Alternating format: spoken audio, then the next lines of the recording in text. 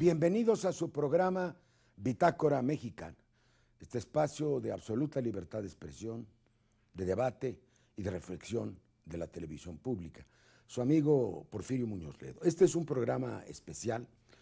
Había yo pedido a la comunicación social del Estado de México la posibilidad de hacer un debate entre los candidatos. Por razones de las disposiciones del Instituto Electoral del Estado, se dispuso que los debates entre los tres candidatos, que van a ser dos, ya hubo uno, que vieron ustedes en sus hogares, serán en una barra especial. Pero se autorizó para que en esta barra de opinión, pudiesen venir los candidatos, uno por uno. Tenemos ahora al candidato de Unidos Podemos Más, Alejandro Encinas Rodríguez. El candidato del Partido de Acción Nacional, Luis Felipe Beromena, no ha podido acomodar su agenda, y el candidato Erubiel Ávila, del Partido Revolucionario Institucional, la coalición que forma, vendrá dentro de 2 semanas. Entonces vamos a comenzar hoy con Alejandro Encinas. Yo preparé un guión que, si vienen como espero los otros candidatos, ustedes podrán corroborar que es exactamente el mismo para los tres. Primero preguntarles cómo va la campaña. Aquí grabamos un programa con el director del Instituto Electoral del Estado y 2 comentaristas, donde surgieron algunos temas relativos al gasto, a la fiscalización del gasto, y es muy importante que los candidatos expresen si consideran que son legales y equitativas las condiciones de esta elección. Alejandro. Bueno, Porfirio, gusto saludarte. Igualmente. Por supuesto que, primero la campaña va bien en lo que corresponde al desarrollo de la estrategia que nos hemos planteado. Hemos tenido una respuesta muy positiva de todo el electorado. Va creciendo nuestra presencia electoral y evidentemente estamos en condiciones de competir realmente. Estamos en la disputa por la gubernatura. Por supuesto, hay muchas limitaciones que se derivan de las reformas que se hicieron al Código Electoral en el Estado, donde no solamente se acotó el tiempo de campaña a 45 días, sino hubo otras limitaciones, la eliminación de candidaturas comunes, el limitar a solamente 10 días la precampaña interna de los partidos. No corresponde a la dimensión del Estado. Que pues es un Estado con 15.300.000 habitantes, más de 10 millones de electores, 125 municipios, es muy difícil tener una campaña de penetración. Por eso, qué importante que se abran los medios para que podamos tener pues un acercamiento con los ciudadanos con los que no puede haber un contacto territorial ahí directo. Sin embargo, sí creo que hay condiciones de una profunda inequidad. Inequidad no solamente en cuanto al volumen de los recursos que se están desarrollando en la campaña, sino incluso en el tipo de condicionamientos que está estableciendo el gobierno del Estado para mantener a los beneficiarios de los programas sociales. Y no solamente es un asunto de la campaña publicitaria del gobierno estatal, sino cómo se vuelve a utilizar de un recurso que creíamos erradicado en el país, que es el del condicionamiento de la entrega del apoyo a las mujeres, el apoyo a las madres jefas de familia, a su subordinación al PRI o a condicionar su voto. Compra y coerción de votos se llama. Compra y coerción de votos. Luego, el enorme dispendio de recursos.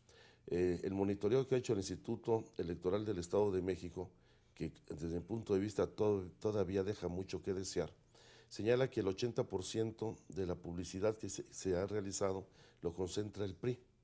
Y si uno analiza, nosotros representamos cerca del 8 o 9%, y vemos que hemos gastado 28 millones de pesos en la campaña, y representamos el 10% en términos globales de lo que es la propaganda electoral en la vía pública, en el transporte público, etcétera, pues el PRI anda ya rebasando el tope de gastos de campaña, que es de 203 millones de pesos. En el programa que hicimos quedaron 2 cosas claras.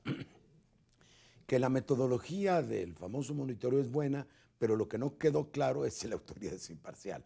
También quedó en evidencia que sí hay facultades del órgano electoral del Estado, lo que yo llamo la tarjeta amarilla y la tarjeta roja, para recordar los juegos de fútbol y el papel del árbitro, en que incluso podría negar la constancia de mayoría si se comprobara que hay una violación muy grave de las normas electorales. Indudablemente hay atribuciones de la autoridad electoral no para monitorear.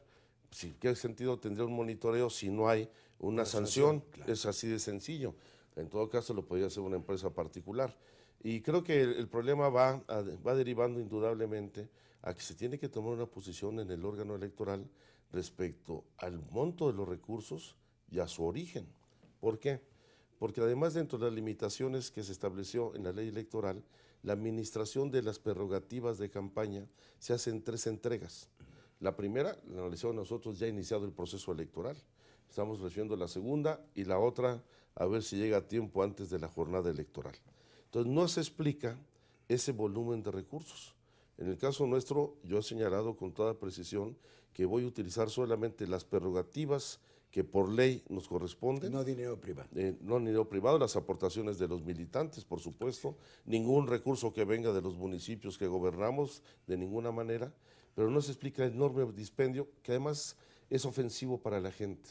Si uno le pregunta a los ciudadanos del Estado de México qué opinan de las campañas, la primera respuesta es esta propaganda ofensiva, este dispendio de recursos que ya no solamente queda en el riesgo de la inequidad en la contienda, como si sino que agravia a la gente. De autoridad, como enseñar los músculos. Un músculo con pies de barro, porque yo creo que no se corresponde la propaganda con el peso real que tenemos los distintos partidos y coaliciones. Ya veremos si vienen los otros candidatos qué piensan de este mismo problema, tanto el del Partido Acción Nacional, qué piensan hacer al respecto, como del propio Partido Revolucionario Institucional.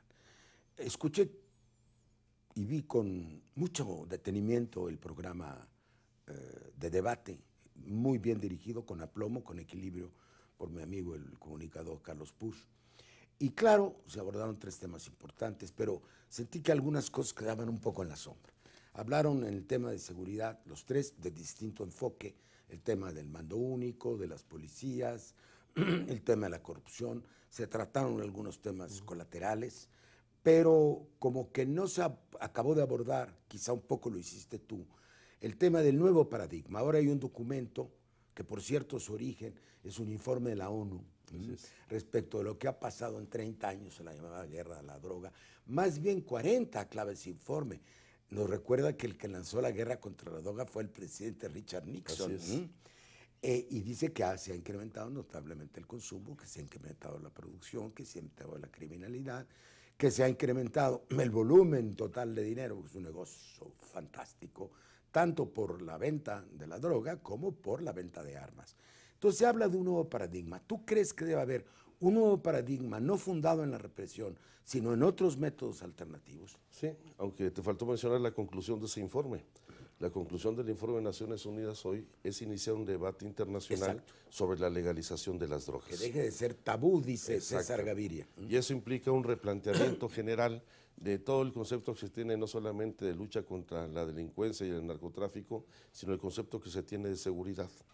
Y creo que ya no puede reducirse el concepto de seguridad a la seguridad pública, al garantizar la seguridad de las personas y sus bienes. Tiene que ver todavía con un concepto más global, que es hoy el de seguridad humana, donde la autoridad debe garantizar la seguridad pública, la seguridad física, particularmente ante las adversidades meteorológicas, los cambios ambientales, la seguridad social, claro, la seguridad alimentaria, la seguridad como un concepto que permita un rediseño de las instituciones públicas y una participación de la ciudadanía en este tipo de acciones para garantizar la certeza de que pueden tener una seguridad integral, de carácter integral. Por eso en el debate yo decía que no basta solamente jugar a policías y ladrones, por supuesto que hay que profesionalizar los cuerpos policíacos, erradicar la corrupción, establecer los mecanismos de certificación, pero no basta para combatir la inseguridad y la violencia, las acciones coercitivas y la policía, el endurecimiento de penas. Hay que tocar los efectos, pero también las causas que lo originan. Y ahí está un problema de ruptura del tejido social, de ruptura de la cohesión social y al mismo tiempo el gravísimo problema de desigualdad que prevalece en el Estado y el país. En los países federalistas, como son los Estados Unidos de América, para bien o para mal, los estados de la Unión toman sus propias posiciones. Para mal, cuando el gobierno de Arizona hace una ley represiva contra migrantes que no le corresponde, la migración es un tema federal. O cuando el estado de California hace un debate y un referéndum sobre el tema de la legalización de la droga, que si ha ganado, fue hace 3 meses, hubiera cambiado muchas cosas en el mundo. El presidente de Colombia llegó a decir que si ganaba la legalización de la droga en California, él iba a replantear como país que cambiara la estrategia del paradigma. Como gobernador, junto con los otros poderes públicos del Estado, tú abrirías en tanto entidad federativa que tiene su propia responsabilidad y si es competencia, un debate sobre estos temas, incluyendo la legalización de la droga? Bueno, el debate está abierto y creo que eso lo tenemos que profundizar. Yo creo que esta discusión se inició desde finales de los años 70, pero siempre se ha querido mantener de manera soterrada. Creo que es el momento de hacerlo de manera más franca, abierta, públicamente. Dentro de las competencias del Estado sería difícil dar un paso en adoptar una medida de esa naturaleza. Casi como país es difícil. Esa es competencia federal, no le compete a ninguna de las autoridades locales. Pero creo que sí tenemos que entrar a ver el problema, porque se ha agravado profundamente. No solamente lo que ha implicado en materia de deterioro de nuestra vida social, sino también de los espacios de pérdida de autoridad, donde hay regiones ocupadas por el crimen organizado que han desplazado la acción del Estado y la autoridad y al mismo tiempo construido una base social de apoyo. Es decir, hay que replantear cómo también el haber sido omisos en resolver estos problemas y en atacar a la delincuencia organizada, particularmente vinculada con las drogas, permitió el surgimiento de una base social que apoya actividades ilícitas por las carencias y necesidades. ¿El Estado de México es más inseguro que otros o menos? Yo creo que es de los estados que mayores niveles tiene de inseguridad, evidentemente por los niveles de concentración poblacional, es el estado más poblado del país, pero al mismo tiempo por la enorme marginación y pobreza que existe en el estado, particularmente en las zonas urbanas. Bueno, vamos a pasar a otro bloque y tenemos temas pendientes para discutir.